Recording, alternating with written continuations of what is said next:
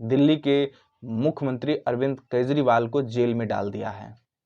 झारखंड के मुख्यमंत्री हेमंत सोरेन को जेल में डाल दिया है। दो सिटिंग चीफ मिनिस्टर को मोदी जी जेल में डाल चुके हैं। नमस्कार, मैं रंजन यादव, हमारे इस यूट्यूब मंच पे आपका स्वागत है। दोस्तों, आज हम बात करेंगे बीजेपी और आरएसएस का जो इंटरनल असेसमेंट का रिपोर्ट आया है, जिससे बीजेपी के अंदर, आरएसएस के अंदर और इस देश के बादशाह यानी नरेंद्र मोदी के अंदर और चाणक्य माने जाने वाले अमित शाह के अंदर बहुत बेचैनी बढ़ा हुआ है। आखिर वो क्या वजह है? दरअसल दोस्तों, वो वजह हैं क्या बीजेपी, क्या मोदी जी 2024 के लोकसभा चुनाव में बहुमत का आंकड़ा छुपा रहे हैं? ये सबसे बड़ा आज के डेट में मोदी जी का सिरदर्द है। जो मैजिक नंबर होता है सरकार बनाने के लिए, वो 243 का आंकड़ा क्या बीजेपी या एनडीए इस बार छुपा रही है? जो सर्वे आ रहे हैं वो साफ तौर पे संकेत दे रहे हैं कि इस बार एनडीए 200 के अंदर रहने वाला है। वो चाहे बीजेपी की इंटरनल रिपोर्ट जो आती है वो लोग करवाते हैं, या आरएसएस का असेसमेंट जो है वो साफ तौर पे ये जाहिर करता है कि इस बार बीजेपी बहुमत का आंकड़ा नहीं छूने जा रही है, या तीसरी बार जो मोदी जी प्रधानमंत्री बनने का सपना देख रहे हैं वो शायद अधूरा न रह जाए। और यही वजह है कि आज इंडिया गठबंधन का बड़ा महारैली दिल्ली के रामलीला मैदान में होने जा रहा है, और इसके असर को कम करने के लिए आज ही मोदी जी मेरठ में एक भव्य रैली का आयोजन कर रहे हैं। देखना होगा दोनों रैलियों में किस रैली की गूंज आम जनता तक पहुंचती है। बहरहाल, हम आज बात करेंगे स्टेट वाइज जो रिपोर्ट है, ओवरऑल जो जिन राज्यों में बीजेपी को अच्छी खासी डेंट लगने जा रही है, उन राज्यों पे हम बात करेंगे और जानने का प्रयास करेंगे कि आखिर क्या वजह है कि इस बार मोदी जी को 2019 वाली सफलता रिपीट नहीं होने वाली है। दरअसल दोस्तों, पहले हम बिहार की बात करें। 2019 के लोकसभा चुनाव में बीजेपी को, या कहूं एनडीए को, जिसमें बीजेपी और जदयू साथ मिलकर चुनाव लड़ी थी, उसमें 40 लोकसभा सीटों में 39 एनडीए को यानी मोदी जी को प्रधानमंत्री बनाने के लिए बिहार की जनता ने दी थी। क्या इस बार वो सफलता मिल सकती है या मिलती हुई दिख रही है? जो साफ तौर पे संकेत कर रहा है इस बार बीजेपी के लिए या एनडीए के लिए 2019 वाली सफलता बिहार में दोहराना नामुमकिन है। ये हो ही नहीं सकता है कि इस बार 40 में 39 मिल जाए। कई लोग कहते हैं कि 20 मिलेगा, कई लोग कहते हैं कि 25 मिलेगा, 30 तक भी जो ओपिनियन पोल आ रहे हैं वो 30 तक भी बता रहा है कि 30 तक भी आ सकता है, 32 भी आ सकता है। एटलीस्ट 5, 8, 10 तो इंडिया गठबंधन जीतेगा ही बिहार में। जो पिछली बार सिर्फ एक सीट पे सिमट के रह गया था, कांग्रेस का उम्मीदवार था किशनगंज से, वो सिर्फ अपने एक सीट बचा पाने में सफल हो पाया था। लेकिन इस बार ऐसा नहीं होगा। जिस तरीके से राष्ट्रीय जनता दल, लालू प्रसाद यादव और तेजस्वी यादव मैदान में उतरे हुए हैं, इससे साफ स्पष्ट है कि इस बार 2019 वाली सफलता निश्चित ही बीजेपी नहीं दोहरा पाएगी। दूसरा जो सबसे बड़ा स्टेट और अच्छी खासी डेंट लगने की उम्मीद जताई जा रही है वो है महाराष्ट्र। हम सब जानते हैं कि किस तरीके से महाराष्ट्र में बीजेपी ने धन और बल के बदौलत कितना बड़ा खेल किया।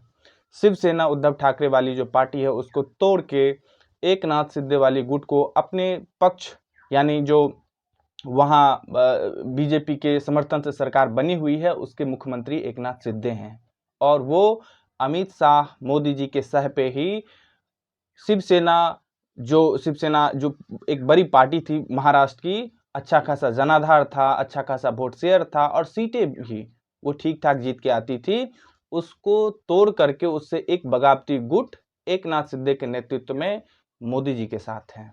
वहीं दूसरी ओर एनसीपी के राष्ट्रीय अध्यक्ष जो पहले शरद पवार थे, उनके भतीजे अजीत पवार ने भी एनसीपी से बगावत करके एक गुट को लेकर के उसी सरकार में शामिल हो गए और मोदी जी और बीजेपी के समर्थन से जो वहां सरकार चलती थी, यानी अब जो वहां की अभी जो सरकार है जिसमें एक नाथ शिंदे मुख्यमंत्री हैं, अजीत पवार उप मुख्यमंत्री हैं और देवेंद्र फडणवीस जो बीजेपी के नेता हैं वो उप मुख्यमंत्री हैं। तो एक तरीके से एनसीपी का भी दो फार हो गया है, जो शिवसेना थी उसका भी दो फार हो गया है। और ये तो सही बात है कि आज भी महाराष्ट्र में सबसे बड़ी पार्टी के तौर पे बीजेपी है, लेकिन क्या वो पुरानी सफलता जो 2019 में बीजेपी को महाराष्ट्र में मिली थी वो दोहरा सकती है, जिसकी संभावना 9 के बराबर है। क्योंकि एनडीए, उस वक्त की एनडीए 2019 की, जिसमें बीजेपी और शिवसेना शामिल था, तो 48 लोकसभा सीट जो महाराष्ट्र में है उसमें 41 एनडीए को मिली थी, लेकिन इस बार इसकी उम्मीद 9 के बराबर है। अब चलते हैं हम बंगाल में 42 लोकसभा सीटें हैं और इन 42 लोकसभा सीटों में 2019 के लोकसभा चुनाव में बीजेपी को 18 सीटें मिली थी। लेकिन आज जब लोकसभा चुनाव 2024 को ध्यान में रख के ऑब्जर्वेशन करते हैं, जो वहां से ग्राउंड रिपोर्ट आ रही है उसको देखते हैं, और ममता बनर्जी जिस मजबूती के साथ फील्ड में उतर चुकी है, इससे साफ तौर पे संकेत देता है कि इस बार 18 से 20 हो सकता है, 18 से 16 हो सकता है, लेकिन वो आंकड़ा 25 नहीं हो सकती है बीजेपी की। हम सब जानते हैं कि किस तरीके से संदेश खाली में जो टीएमसी के एक नेता पे बलात्कार अत्याचार का मामला आया, उसको कितना बड़ा मामला बनाया बीजेपी ने। बीजेपी अपने गोदी मीडिया के बदौलत किसी भी रीजनल मुद्दे को भी एक राष्ट्रीय मुद्दा बना करके और उसको हिंदू मुस्लिम में पोलराइज करने की कोशिश कर रही थी, जिससे उसको 2014 और 2019 वाली सफलता हाथ लगे। लेकिन ये मुद्दा टिक नहीं पाया। ठीक उसी तरह जिस तरीके से राम मंदिर का इनॉग्रेशन करके 22 जनवरी को मोदी जी ने एक मोमेंटम बनाया और उन्हें ऐसा लग रहा था, बीजेपी के लोगों को ऐसा लग रहा था कि इस राम मंदिर के मुद्दे पे 2024 का लोकसभा चुनाव होगा, लेकिन उस बैलून में जितना हवा भरा गया वो 10 से 15 दिन में फुस हो गया। थोड़ा भी वक्त नहीं लगा और उसके बाद लगातार जिस तरीके से CAA जो कानून है, जो समान नागरिक संहिता कानून है, उसको लाया गया। उत्तराखंड में बीजेपी की सरकार है और पुष्कर धामी वहां के मुख्यमंत्री हैं, उन्होंने अपने राज्य में सबसे पहले लाया और उसके बाद केंद्र में भी इसको इम्प्लीमेंट किया गया, केंद्रीय गृह मंत्री अमित शाह के द्वारा। लेकिन इसका भी असर दिखा नहीं। CAA कानून के माध्यम से भी बीजेपी चाहती थी कि इस देश में हिंदू मुस्लिम पोलराइजेशन किया जाए, और जिसका साफ तौर पे बीजेपी को हिंदुत्व पॉलिटिक्स के तहत फायदा मिलता। और योगी आदित्यनाथ हो, मोदी जी हो या अमित शाह हो, 80-20 की पॉलिटिक्स ही तो करते हैं। 80-20 का मतलब 80 हिंदू इस देश में जो नागरिक हैं वो सिर्फ और सिर्फ बीजेपी को वोट दें, और जो मुस्लिम है उसका बहिष्कार करके, उसका अपमान करके, उसका तिरस्कार करके मोदी जी चाहते हैं कि 80% हिंदू का वोट सिर्फ मुझे मिले, सिर्फ बीजेपी को मिले। लेकिन कोई भी मुद्दा टिक नहीं पा रहा है। मोदी जी हो या आरएसएस के लोग हों, बीजेपी के लोग हों, जितने भी रणनीतिकार हैं वो सब कुछ कुछ वक्त पे नया नया मामला उछालते रहते हैं। लेकिन इस बार मोदी जी की जो फजीहत लगातार होनी शुरू हुई, अभी तक रुक नहीं रही है। पहली शुरुआत राम मंदिर के इनॉग्रेशन से हुई, उस वक्त जब राम मंदिर का इनॉग्रेशन मोदी जी ने कहा कि हम 22 जनवरी को ही करेंगे, और उस वक्त चारों पीठ के मठाधीश जो इस देश में है उन्होंने विरोध किया कि अधूरे मंदिर में राम मंदिर का इनॉग्रेशन नहीं होना चाहिए। उसके बाद लगातार जिस तरीके से सुप्रीम कोर्ट में फटकार लगी है, और उसके बाद फिर जो इस देश ही नहीं पूरे विश्व का, और कई लोग तो इनफैक्ट ये भी कहते हैं कि इस सदी का सबसे बड़ा भ्रष्टाचार जो चंदा वाला भ्रष्टाचार है, जो इलेक्टोरल बॉन्ड वाली भ्रष्टाचार है, वो बीजेपी और मोदी जी का पीछा नहीं छोड़ रही है। किसान आंदोलन एक अलग रुख अख्तियार करते हुए नजर आता है। पहली बार जब 2021 में किसानों ने आंदोलन किया था, दिल्ली को चारों तरफ से घेर लिया था, उस वक्त हम सब ने देखा था कि मोदी जी 1 साल के बाद उनसे माफी मांगी और तीनों जो किसान कानून था उसको वापस लिया, लेकिन फिर किसान आज बॉर्डर पे हैं। तो लगातार जितने भी मामले हैं, चुनाव का समय है, सब तूल पकड़ता हुआ नजर आता है। लेकिन हमने बिहार की बात की, महाराष्ट्र की बात की, बंगाल की बात की, अब अगला स्टेट जहां से अच्छी खासी डेंट लगने की उम्मीद है वो है कर्नाटक। पिछली बार कर्नाटक से भी अच्छी खासी सीट मोदी जी ने जीती थी, एक तरह से क्लीन स्वीप किया था बीजेपी ने कर्नाटक में। लेकिन क्या इस बार ऐसा हो सकता है? बिल्कुल नहीं। 2019 के लोकसभा चुनाव में वहां पे कांग्रेस की सरकार नहीं थी, वहां पे बीजेपी की सरकार थी। लेकिन आज 2024 में जब वहां पे चुनाव होने जा रहा है लोकसभा का, तो वहां पे डीके शिव कुमार जैसे एक बड़े कांग्रेस के रणनीतिकार मौजूद हैं, वहां पे कांग्रेस की सरकार मौजूद है। और जो सबसे बड़ी बात कि आज लोग मोदी जी की, अमित शाह की और बीजेपी की सच्चाई से अवगत हैं, क्योंकि जब बीजेपी के सांसद कहते हैं कि मुझे 400 का आंकड़ा पार इसलिए चाहिए ताकि मनमाफिक संविधान में हम संशोधन कर सकें और नगपुरिया कानून हो या मनवादी कानून हो उसको इस देश पे थोप सकें, जिससे आज इस देश में ओबीसी, एससी, एसटी समाज के लोग, माइनॉरिटी, अल्पसंख्यक समाज के लोग ये जानते हैं कि इस बार यदि मोदी जी चुनाव जीत गए, जैसा कि कांग्रेस के अध्यक्ष मल्लिकार्जुन खड़गे कहते हैं, तो आगे से मोदी जी चुनाव होने नहीं देंगे। वो कहेंगे कि लगातार 3-3 बार यदि आम जनता मुझे ही चुन रही है तो फिर चुनाव कराने की जरूरत क्या है। और जितने भी तमाम जांच एजेंसियां हैं वो एक तरह से मोदी की कठपुतली बन गए हैं, चाहे इलेक्शन कमीशन हो, जितने भी ईडी हो, सीबीआई हो, इनकम टैक्स हो, तमाम जांच एजेंसियां, इनफैक्ट यहां तक कि जिस सुप्रीम कोर्ट को स्वतः संज्ञान, सो मोटो कॉग्निजेंस लेकर के तमाम तरह के मुद्दे को सुनवाई की जानी चाहिए इस चुनाव का जब अनाउंस हो गया है, और जिस तरीके से विभिन्न पार्टियों पे, विपक्ष के विभिन्न विपक्षी नेताओं पे तमाम जांच एजेंसियों की कार्रवाई हो रही है, वो होता नहीं दिख रहा है। और इससे स्पष्ट है कि आज जुडिशियरी भी प्रेशर में है, आज सुप्रीम कोर्ट भी प्रेशर में है, हाई कोर्ट भी प्रेशर में है। और उस दौर में एक ऐसे जज जो सुप्रीम कोर्ट के चीफ जस्टिस हैं डीवाई चंद्रचूड़, उनसे इस देश के लोगों को आशाएं हैं। उनको इन 4 राज्यों में डेंट लगेगी, महाराष्ट्र में डेंट लगेगी, बिहार में डेंट लगेगी, बंगाल में डेंट लगेगी और कर्नाटक में भी डेंट लगेगी। लेकिन एक और बात, जिस इलाके से इस देश की महिला पहलवान आई और उसने बीजेपी के सांसद और मोदी जी के खास ब्रजभूषण शरण सिंह पे महिला शोषण और उत्पीड़न का आरोप लगाया, महीनों तक जंतर मंतर पे धरना पे बैठी रही, उस महिला बेटियों के साथ मोदी जी ने न्याय नहीं किया है। क्या उस क्षेत्र के लोग ये बर्दाश्त करेंगे?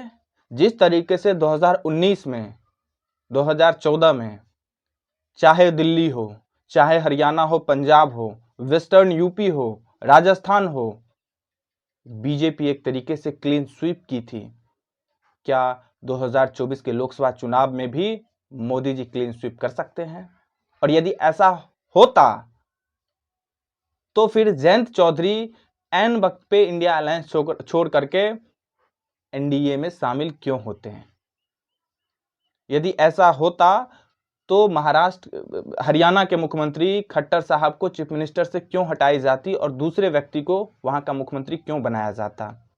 और ठीक इसी तरह पंजाब में यदि ऐसा संभव होता तो आज कांग्रेस और आम आदमी पार्टी के नेताओं को बीजेपी में शामिल क्यों किया जाता है? ये एक बड़ा प्रश्न है, क्योंकि हम सब जानते हैं कि दिल्ली में भी आम आदमी पार्टी और कांग्रेस का गठबंधन हो चुका है। पंजाब में भले ही गठबंधन नहीं हुआ है, लेकिन एक सहमति जरूर बन गई है और उस सहमति के तहत दोनों पार्टी अच्छी खासी फाइट देगी बीजेपी को पंजाब में। हरियाणा में सहमति बन चुकी है और उसी तरीके से हम सब देख रहे हैं कि इंडिया गठबंधन उत्तर प्रदेश में भी ठीक तरीके से लड़ रहा है। लेकिन क्या इस देश का जनता इतना नासमझ है कि किस तरीके से लगातार पिछले 10 सालों से मायावती मौन और गौन होके बैठी हुई है और प्रत्यक्ष न सही पर अप्रत्यक्ष रूप से वो बीजेपी को सपोर्ट करती है। और यदि तीसरा मोर्चा होता है, एक तरफ इंडिया अलायंस चुनाव लड़ती है, एक तरफ एनडीए चुनाव लड़ती है और एक तरफ उत्तर प्रदेश में बीएसपी मायावती अपना कैंडिडेट उतारती है, इसका क्या मतलब है? क्योंकि लगातार पिछले कई महीनों से इंडिया गठबंधन के तमाम बड़े बड़े नेता उनको ऑफर दे चुके हैं, बावजूद इसके मायावती ने इंडिया अलायंस में शामिल नहीं हुई है। आखिर इसके पीछे का वजह क्या है? और इस वजह को इस बार इस लोकसभा चुनाव में इस वजह के वजह से उत्तर प्रदेश की जनता मायावती को कड़ाके की जवाब देगी। साथ ही साथ मध्य प्रदेश हो, राजस्थान हो और छत्तीसगढ़ हो, इन तीनों राज्यों में जिस तरीके से 2019 के लोकसभा चुनाव में लगभग 90, 92, 95% सीटें बीजेपी ने जीत ली थी, क्या इस बार जीत पाएगी? ये बात अलग है कि सेमीफाइनल इन द सेंस अभी कुछ वक्त पहले जब नवंबर दिसंबर में इन तीनों राज्यों का विधानसभा चुनाव हुआ तो तीनों राज्यों में बीजेपी की सरकार बनी है। लेकिन यह भी नहीं भूलना चाहिए कि बीजेपी के कद्दावर नेताओं को, चाहे शिवराज सिंह चौहान हो, वसुंधरा राजे हो, रमन सिंह हो, इनको मुख्यमंत्री नहीं बना करके इतने कद्दावर और लंबे दौर से मुख्यमंत्री रहने वाले इन सभी नेताओं को पर कतर दिया गया है। क्या वो हाथ पे हाथ धर के इस चुनाव में बैठे रहेंगे, मोदी का समर्थन करेंगे? जो मोदी अपने रबर स्टैंप वाले मुख्यमंत्री को इन तीनों राज्यों में बिठाए हैं, या फिर ये कुछ बड़ा खेल कर सकते हैं? देखना होगा। अभी तो बीजेपी को जो रिपोर्ट आई है, इंटरनल सर्वे आई है, उससे 272 का आंकड़ा पार होने में भी काफी मशक्कतों का सामना करना पड़ सकता है। 200 के नीचे ही उसकी आंकड़ा रह सकती है, जैसा कि बीजेपी आरएसएस, और जिस वजह से खासकर मोदी जी आजकल खूब परेशान है और जिसके वजह से दिल्ली के मुख्यमंत्री अरविंद केजरीवाल को जेल में डाल दिया है। झारखंड के मुख्यमंत्री हेमंत सोरेन को जेल में डाल दिया है। दो सिटिंग चीफ मिनिस्टर को मोदी जी जेल में डाल चुके हैं, जो इस देश के इतिहास में आज तक ऐसा कभी नहीं हुआ था, वो मोदी जी ने इस बार करके दिखाया है। ये किस तरह की बौखलाहट है?